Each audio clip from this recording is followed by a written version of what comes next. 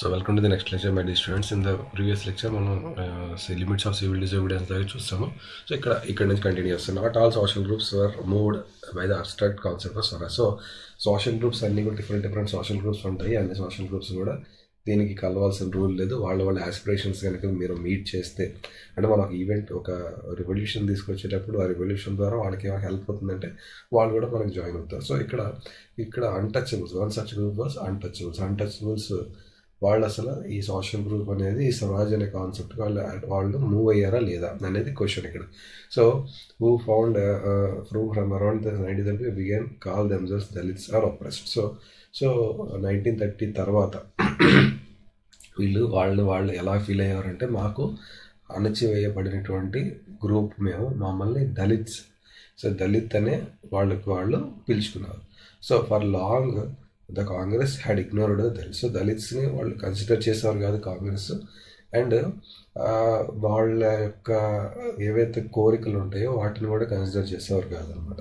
For fear of offending the long of the for fear of offending Sanatanis the conservative high caste Hindus. So ఈ కాంగ్రెస్లో మేజర్గా ఉండేది అందరూ కూడా హై క్యాస్ట్ హిందూస్ ఉండేవారు.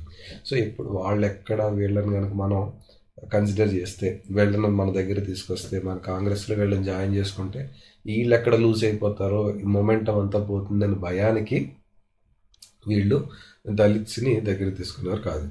So but Mahatma Gandhi declared that Swaraj would not come for 100 years if untouchability was not eliminated. So మీరు గాంధీజీ మాత్రం ఏం నమ్మేవారంటే, అన్టచబిలిటీని ఎలిమినేట్ చేస్తే తప్ప మనకి స్వరాజ్ రాదు, ఇంకో 100 ఏళ్ళ వరకు కూడా రాదు. మనం అన్టచబిలిటీని కనుక ఎలిమినేట్ చేయకపోతే మనకి ఇంకో 100 ఏళ్ళు అయినా కూడా స్వరాజ్ రాదు. He called untouchables as Harijan. So అన్టచబుల్స్ని మనం దళిత్స్ అని వాళ్ళంటే, ఈయన హరిజనులు, హరి యొక్క జనులు. హరిజనులు అంటే ఏంటి? భగవంతుని యొక్క మనుషులు, హరిజన్ అని పిలిచారు. Children of God. Okay, organised Satyagraha to secure them entry. So ఈయన వాళ్ళకి టెంపుల్స్లోకి యాక్సెస్ ఉండేది కాదు, పబ్లిక్ వెల్స్ కానీ, ట్యాంక్స్కి కానీ, రోడ్స్, స్కూల్స్కి యాక్సెస్ ఉండేది కాదనమాట ఆ రోజుల్లో. సో ఈయన ఏం చేసేవారంటే, ఈయన సత్యాగ్రహాలు చేసేవారు. ఎందుకట్లా వాళ్ళని యాక్సెస్ ఇవ్వట్లేదు, వాళ్ళకి యాక్సెస్ ఇవ్వాలని చెప్పి ఈయన ఫైట్ చేసేవారు. ఈ himself clean toilets to dignify the work of the Bhangi. So sweepers ఎవరైతే ఉన్నారో వాళ్ళకి రెస్పెక్ట్ చేస్తూ ఈయన కూడా టాయిలెట్స్ క్లీన్ చేసేవారు అనమాట. And పర్సువేడెడ్ upper caste to change their heart and give up the sin of untouchability. So higher caste ఎవరైతే ఉన్నారో వాళ్ళందరూ కూడా ఈ అంటరానితనం, అన్టచబిలిటీని అనే ఇదేదో అంటుకుంటే పాపము అనే తత్వాన్ని, ఆ కైండ్ ఆఫ్ బిహేవియర్ని గివ్ అప్ చేయాలి. But many Dalit leaders were keen on a different political solution to the problem. So కానీ మిగతా దళిత్ లీడర్స్ ఎవరైతే ఉంటారో ఆ రోజుల్లో దళిత్ లీడర్స్, సో వాళ్ళు ఆ డిఫరెంట్ కైండ్స్ ఆఫ్ పొలిటికల్ సొల్యూషన్స్ని ఆఫర్ చేసేవారు. ఈ రకంగా చేస్తే ఈ ప్రాబ్లమ్స్ మనం సాల్వ్ చేయొచ్చు అని వాళ్ళు కొన్ని పొలిటికల్ సొల్యూషన్స్ని ఆఫర్ చేసేవారు. అట్లా ఇలా చేయండి, ఇలా చేస్తే మాకు ఇబ్బందిగా ఉండదు, ఇంకా ఏదో చట్టం తీసుకురండి, లేకపోతే సంథింగ్ ఏదో చేయండి, సో దట్ మా అన్టచబిలిటీ అనేది పోతుంది అన్నట్టుగా వాళ్ళు కొన్ని పొలిటికల్ సొల్యూషన్స్ని తీసుకొచ్చేవారు. So they began organizing themselves demanding reserved seats. So వాళ్ళు ఏమడిగారంటే, సో మమ్మల్ని మీరు ఎదగాలనుకుంటే మాకు రిజర్వ్డ్ సీట్స్ ఇవ్వండి ఎడ్యుకేషన్ ఇన్స్టిట్యూషన్స్లో కానీ, సో లేదా సెపరేట్ ఎలక్టరేట్, మమ్మల్ని కౌంట్ చేయండి, మమ్మల్ని సపరేట్గా ఓటర్స్ కింద రికగ్నైజ్ చేయండి, that would choose Dalit members. అంటే ఇక్కడ చిన్న ఆర్గ్యుమెంట్ జరుగుతుందన్నమాట అంబేద్కర్కి, మహాత్మా గాంధీకి. సో ఇక్కడ వీళ్ళు ఏమడుగుతున్నారో అబ్జర్వ్ చేయండి, జాగ్రత్తగా అబ్జర్వ్ చేయండి. సో వీళ్ళు ఏమడుగుతున్నారు, మాకు సెపరేట్ ఎలక్టోరేట్ కావాలి అండ్ మేము దళిత్ మెంబర్నే చూస్ చేసుకుంటాం, మా ఎలక్టోరేట్ నుంచి మేము చూస్ చేసుకునే దళిత్ మెంబర్నే చూస్ చేసుకుంటాము లెజిస్లేటివ్ కౌన్సిల్కి. సో దాని ద్వారా పొలిటికల్ ఎంపవర్మెంట్, మాకు పొలిటికల్గా పవర్ వస్తుంది. అండ్ అది వాళ్ళు నమ్మేవారు, దే బిలీవ్డ్. ఆ పొలిటికల్ పవర్ అనేది మా యొక్క సోషల్ డిజబిలిటీ ఏదైతే ఉందో, ఈ రోజుల్లో మాకు ఏదైతే డిజబిలిటీగా చూస్తున్నారో, మాకు అందరికీ ఉన్న విధంగా మమ్మల్ని యాబుల్గా చూడట్లేదు, ఆ డిజబిలిటీస్ ఏవైతే ఉన్నాయో అవన్నీ కూడా మేము సాల్వ్ చేసుకోవడానికి అవకాశం ఉంటుందని వాళ్ళు నమ్మేవారు. Dalit participation in the civil disobedience movement was therefore limited. So అందుకని వాళ్ళు లెజిస్లేటివ్ కౌన్సిల్స్కి వెళ్ళడానికి వాళ్ళకి ఇంట్రెస్ట్ చూపిస్తున్నారు తప్ప ఈ సివిల్ డిజబిడియన్స్కి వచ్చి మాకేం ఒరిగేది ఏం లేదు, ఎందుకంటే ఇది హయ్యర్ క్యాస్ట్ వాళ్ళు చేస్తున్నారు, మాకు రికగ్నైజేషన్ రాదు. సో ఎలాగో వీళ్ళు అది బాయ్కట్ చేద్దాం అనుకుంటారు కదా, సో ఆ టైంలో మేము ఎంటర్ అయ్యే ఛాన్స్ ఉంటుందని వీళ్ళు ఆల్రెడీ మనం ప్రీవియస్ లెక్చర్లో కూడా చూసాం. So particularly in Maharashtra and Nagpur region, where their organizations were quite strong. So, Nagpur, Maharashtra ఎక్కడైతే అంబేద్కర్ పుట్టారో పెరిగారో ఆ లొకేషన్స్లో ఇంకా ఈ దళిత్స్ అనే వాళ్ళు చాలా స్ట్రాంగ్గా యూనియన్స్ ఫామ్ చేసేవారు. కానీ అక్కడ ఇంకా వాళ్ళు సివిల్ డిజోబీడియన్స్ చాలా దూరంగా ఉన్నారనమాట. అంటే మిగతా చోట్లేదు ఒకళ్ళిద్దరు మోటివేట్ అయ్యి వచ్చినా కూడా ఎక్కడైతే ఈ దళిత్ యూనియన్స్ బాగా స్ట్రాంగ్గా ఉన్నాయి మహారాష్ట్ర లాంటి ఏరియాలో, అక్కడైతే వాళ్ళు అస్సలు ఈ సివిల్ డిజోబీడియన్స్లో పార్టిసిపేట్ చేయలేదు. Doctor B R Ambedkar who organized the Dalits into depressed classes association in 1930. So doctor B R అంబేద్కరే దీనికి మెయిన్ ఇంపార్టెంట్ పర్సన్. ఈ దళిత్స్ని ఈ depressed classes of association form చేసి 1930లో so clashed with Mahatma Gandhi గారితో ఈయన గొడవ పడ్డాడు at the second round table conference by demanding separate electorate for Dalits. ఆయన అప్పుడు ఏంటి డిమాండ్ చేశారు, మీకు అదే చెప్తున్నా. ఇందా చెప్పిన అంబేద్కర్ గారు గాంధీ గారు ఇద్దరు కూడా ఆర్గ్యూ చేసుకుంటారు ఒక విషయం మీద, చాలా ఇంపార్టెంట్ పాయింట్ అది. సో వాళ్ళకి సెపరేట్ ఎలక్టోరేట్ కావాలి దళిత్స్కి అని చెప్పి ఈయన డిమాండ్ చేస్తారు Ambedkar. So when the British government conceded Ambedkar's demand, so వాళ్ళు ఒప్పుకోవడానికి సిద్ధంగా ఉన్నప్పుడు Gandhiji began a fast to unto death. Gandhiji గారు నేను చచ్చేదాకా నేను ఏమంటారు దాన్ని అది చేస్తాను, అదే ఫాస్ట్ అంటూ డెత్ అంటారు, అదే మనకి ఒడిసే దట్ నిరాహార దీక్ష. సో నిరాహార దీక్ష చేస్తారు. సో నేను చచ్చిపోయేదాకా నిరాహార దీక్ష చేస్తాను, దీన్ని మాత్రం జరగనివ్వను అంటారు. ఎందుకు, దానికి పెద్ద అర్థం ఉంది గాంధీ గారి మైండ్లో. అర్థం ఏంటంటే ఈ believed that separate electorate for Dalit would slow down the process of the integration of the society. So సొసైటీని నేను కలపాలని చూస్తుంటే మీరేంటండి సెపరేట్ ఎలక్టరేట్ అంటే మీరు అక్కడే విడగొడుతున్నారని, సొసైటీలో వాళ్ళని కలపాలి, తీసుకొచ్చి కలపడానికి ఈ డిఫరెంట్ సెపరేట్ ఎలక్టరేట్ ఏదైతే ఉందో అది మీకు అది హెల్ప్ చేయదు. మీరు ఏం చేయాలి, Ambedkar ultimately accepted Gandhiji's position. అంటే గాంధీజీ చెప్పిన దాంట్లో రీజన్ ఉంది, కరెక్టే. ఇప్పుడు సెపరేట్ ఎలక్టరేట్ పెట్టుకుని వాళ్ళే గవర్న్ చేసుకుంటే సో వాళ్ళకి అప్పుడు వాళ్ళు మైనారిటీస్ అవుతారు కదా. ఫర్ ఎగ్జాంపుల్ ఒక 100 మంది వెళ్తున్నారు ఒక అసెంబ్లీలోకి, లెజిస్లేటివ్ కౌన్సిల్లోకి, అందులోకి 20 మంది దళిట్స్ ఉన్నారు అనుకుందాం. ఓకే, 20 మంది దళిట్స్ ఉన్నారు, 80 మెంబర్ హయ్యర్ క్యాస్ట్ ఉన్నారు. ఈ 80 మెంబర్ ఈ 20 మెంబర్ని సుపీరియరే కదా ఇప్పుడు కూడా, దానివల్ల ఒరిగేది ఏమి ఉండదు కదా. సెపరేట్ ఎలక్టరేట్ తీసుకున్నా కూడా దళిత్స్కి యూజ్ ఉండదు, వర్కౌట్ అవ్వదు. అందుకు గాంధీజీ గారు ఏమంటారంటే ఈ 100 మందిలోని మీరు కొన్ని రిజర్వ్ చేస్తాం, అది తర్వాత కాన్స్టిట్యూషన్ పాలిటీలో మీరు చదువుతారు, పాలిటీలో చదువుతారు. సో దాన్ని ఇప్పుడు డిస్కస్ చేయను, ఎటు వెళ్ళిపోతాం. So let us come back to our class. So now so Gandhi position accept చేస్తారు అంబేద్కర్ గారు, and the result was the Poona pact. So September 1932లో పూనా ప్యాక్ట్ వస్తుంది. చాలా ఇంపార్టెంట్. పూనా ప్యాక్ట్ ఎప్పుడు వస్తుంది, సెప్టెంబర్ 19. ఇవన్నీ ఆబ్జెక్టివ్స్ అడుగుతాడు పక్కా బిట్లు. సో పూనా ప్యాక్ట్ ఎప్పుడు జరిగింది, సెకండ్ రౌండ్ టేబుల్ కాన్ఫరెన్స్ తర్వాత జరిగింది. సో ఏ మంత్లో జరిగింది, సెప్టెంబర్ 1932లో జరిగింది. Okay, so it gave depressed class later non scheduled caste reserved seats in provincial centre. So under what act depressed క్లాసెస్కి ప్రావిన్షియల్ అండ్ సెంట్రలైజ్డ్ కౌన్సిల్లో సీట్స్ రిజర్వ్ చేశారు. So seats reserve చేయడానికి గాంధీజీ ఓకే, బట్ సపరేట్ ఎలక్టరేట్కి మాత్రం not okay. Okay, so ఇక్కడ తేడా ఉంది రెండింటికి. సో రిజర్వ్ చేశారు, రిజర్వ్ చేసి ఇచ్చారు. So Poona pact, scheduled caste, reserved seats, అక్కడ provincial legislative councils. So but they were to be voted by a general electorate. ఇక్కడ చాలా important point. What is general electorate and what is separate electorate. ఇప్పుడు separate electorate అంటే ఇందాక మీకు చెప్పినట్టుగా ఎవరు దళిత్స్కి ఏ vote వేసుకోవడం కాదు, అది సెపరేట్ ఎలక్టరేట్. జనరల్ ఎలక్టరేట్ అంటే దళిత్, ఫర్ ఎగ్జాంపుల్ యూపీ ఉంది, యూపీలో ఒక టౌన్ ఉంది, ఆ టౌన్లో కొంతమంది దళిత్స్ ఉంటారు, కొంతమంది ముస్లిమ్స్ ఉంటారు, కొంతమంది హిందూస్ ఉంటారు.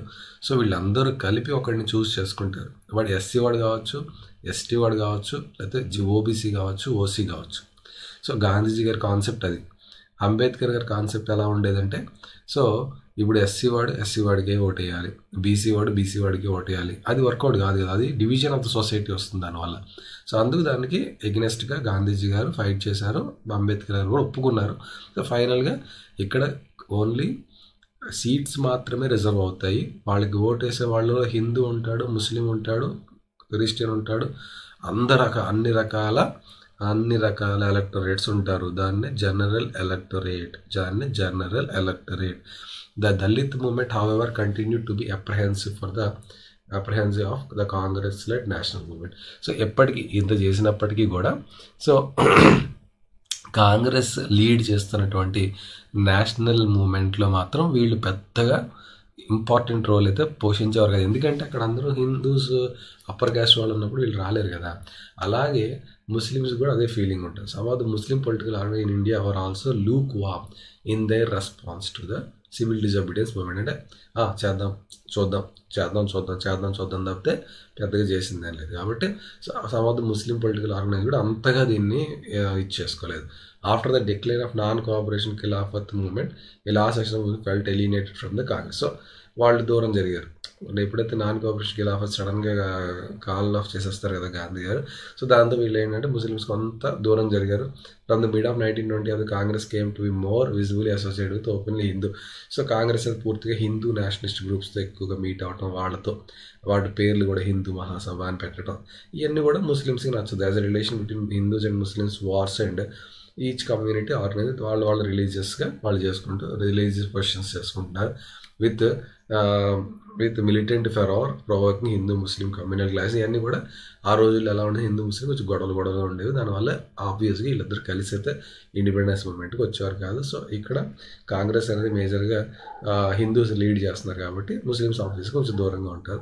So every riot deepened the distance. అంటే హిందూ ముస్లిం మధ్యలో ఎక్కడెక్కడ ఏవో గొడవలు జరుగుతూ ఉండేవి కదా, ఆ గొడవలు అనేది ఇంకా ఈ దూరాన్ని పెంచేస్తుండే. Every riot deepened the distance between the two communities. So ఇలా పెరిగిపోతూ సో ఈ సివిల్ డిజోబీడియన్స్కి వచ్చేసరికి వాళ్ళు పెద్దగా ఇన్వాల్వ్ కావాలి. The Congress and the Muslim league made efforts to renegotiate. మళ్ళీ 1927లో కాంగ్రెస్ సపరేట్గా ఒక కమ్యూనిటీ అయిపోయింది, ముస్లిం లీగ్ ఇంకో కమ్యూనిటీ. సో వీళ్ళిద్దరు కూడా ఇండిపెండెన్స్ కోసం ఫైట్ చేస్తున్నారు, కానీ సపరేట్ వాళ్ళ పాస్లు వెళ్తున్నారు. సో వాళ్ళు నెగోషియేట్ చేసుకుని ఒక అలయన్స్ ఫామ్ చేసుకున్నాం, మనం కలిసి ఫైట్ చేద్దాం. And 1927 it appeared that such unity could be forged. So ఆ 1927లో అది వచ్చేలా కనిపిస్తూ ఉందన్నమాట. ఆ యూనిటీ అనేది వస్తుంది. The important differences were over the question of the representation. So in future assemblies that would be elected. So అక్కడ మేజర్గా డిఫరెన్స్ ఎక్కడ వస్తుంది అంటే ఈ కాంగ్రెస్కి ముస్లిం లీగ్కి. సో ఏ రకంగా మనం సీట్స్ని సర్దుబాటు చేసుకోవాలి, ఫ్యూచర్లో జరిగే అసెంబ్లీ ఎలక్షన్స్ కావచ్చు. సో ఫ్యూచర్లో జరిగే ఎలక్షన్స్కి మనం ఏ రకంగా మన రిప్రజెంటేషన్స్ని షేర్ చేసుకోవాలి. సో అక్కడ ముస్లిం లీడర్ మెయిన్గా ఉండేది Muhammad Ali Jinnah. So Muhammad Ali Jinnah one of the leaders of Muslim League. So was willing to give up the demand of separate electorate. So వాళ్ళు అప్పుడు కూడా వీళ్ళు కూడా సేమ్ అంబేద్కర్ గారి లాగే మాకు సపరేట్ ముస్లిమ్స్కి సపరేట్ ఎలక్టరేట్ కావాలి, మాకు సపరేట్గా మా వాళ్ళని మేమే ఎన్నుకుంటాం అని అడిగితే గాంధీ గారు సేమ్ అంబేద్కర్ గారు ఏం చెప్పారో అదే కదా వీళ్ళకి చెప్తారు.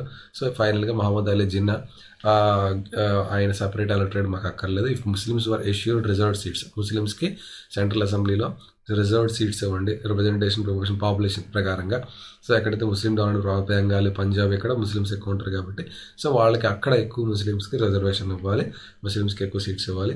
So negotiation of the question of representation continued but all hope of resolving the issue at the all parties meeting 1928. So all party meeting conference ఎక్కడ జరిగింది, ఇది మళ్ళీ ఇంకో బిట్ వచ్చేసింది అబ్బాయిలు. So all party meeting, all party conferences ఎక్కడ జరిగింది 1928లో జరిగింది. Decided when M R Jayakar of the Hindu Maharashtra strongly opposed efforts at compromise. So ఇక్కడ ఏం జరుగుతుంది, negotiations over the questions of representation continued. ఈ నెగోషియేషన్స్ అనేవి జరుగుతూనే ఉన్నాయి ఇంకా అలాగా. But all hope of resolving the issue. So all parties conference 1928లో పెట్టుకుని సో రిజాల్వ్ చేసుకుందాం అనుకున్నారు. Okay, disappeared when M R Jayakar. So అది పెట్టుకుందాం అనుకున్నది కాస్త డిజేపియర్ అయిపోయింది, అంటే పెట్టుకోలేకపోయారు. ఎందుకు, when M R Jayakar of the Hindu Mahasabha strongly opposed efforts at compromise. So ఆయన కుదరదండి మీకు ఎందుకు ఇవ్వాలండి సీట్లు, ఎందుకండి ఇవ్వమండి అదండి ఇదంటే సో అపోజ్ చేయటం వల్ల కాంప్రమైజ్కి రాలేదు. And the civil disobedience movement started that there was thus an atmosphere of suspicion and distrust between communities. So ఎప్పుడైతే సివిల్ డిసోబీడియన్స్ స్టార్ట్ చేశారో అంతకుముందు జరిగిన పరిణామాల వల్ల వీళ్ళ మధ్యలో ఒక నమ్మకం కానీ ఒక అనుమానం, ఒక అపనమ్మకం ఏర్పడింది అక్కడ ముస్లిం కమ్యూనిటీకి, హిందూ కమ్యూనిటీకి. So ఎలినేట్ from Congress, last section of Muslims could not respond to the call of United struggle. So ఎప్పుడైతే వీళ్ళు దూరం జరిగిపోయారు కాంగ్రెస్ నుండి, ఇప్పుడు కాంగ్రెస్ ఇచ్చిన కాల్కి రండి బాబు రండి మనం చేద్దాం అందరం కలిసి అనే దానికి, ఆ యునైట్ చేద్దాం అన్న దానికి ముస్లిమ్స్ పెద్దగా టర్నప్ అవ్వలేదు, పెద్దగా వెనక్కి తిరిగి చూడలేదు. So many Muslim leaders and intellectuals expressed their concern about the status of the Muslim as a minority within India. So కానీ చాలామంది ముస్లిమ్స్ ఏం చేసేవారంటే, ముస్లిం లీడర్స్ కావచ్చు, ముస్లింలో మత పెద్దలు కావచ్చు, వీళ్ళందరూ కూడా ముస్లిమ్స్ అనేవాళ్ళు ఇండియాలో మైనారిటీగా ఉండిపోతున్నారు. సో ఇది మనకి చాలా ఫ్యూచర్లో పెద్ద కన్సర్న్ కాబోతుంది. They feared that the culture and the identity of the minorities will be submerge. So ఒకసారి ఇండిపెండెన్స్ కనుక వచ్చిందంటే ఈ హిందూస్ మెజారిటీ ఉన్నారు కాబట్టి మనల్ని తొక్కేస్తారు, మనల్ని బతకనివ్వరు అనే ఒక భయం అనేది ముస్లిం మైనారిటీస్లో వచ్చేసింది అనమాట. Okay, so the sense of collecting belonging. So తర్వాత అందరం కలిసి ఒకటే అని ఒక కలెక్టివ్ బిలాంగింగ్ ఎలా వచ్చింది, ఇది నేను నెక్స్ట్ క్లాస్లో చెప్తాను, ఎందుకంటే కొత్త లెసన్ అయితే కొత్త క్లాస్లో చెప్పుకుందాం. So I hope you enjoyed session నచ్చితే లైక్ కొట్టండి, షేర్ చేయండి మీ ఫ్రెండ్స్ అందరికీ, అండ్ సబ్స్క్రైబ్ చేసుకోండి ఛానల్కి, and bell icon, so notifications రావడం కోసం. సో బెల్ ఐకాన్ కొట్టండి. So I hope you have enjoyed the session. Thank you so much.